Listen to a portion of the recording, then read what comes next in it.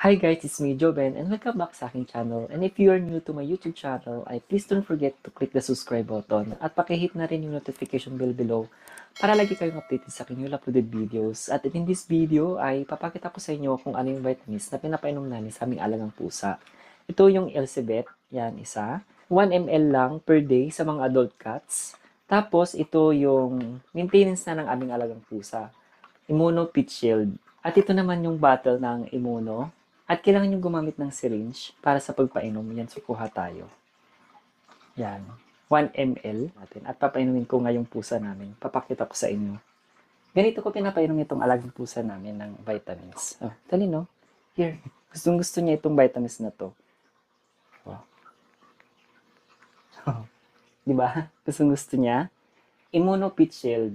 Sa mga gusto rin pala mag-order ng Elizabeth, available ito sa aming Shopee account. Check nyo na lang. Lovely for 20. Thank you!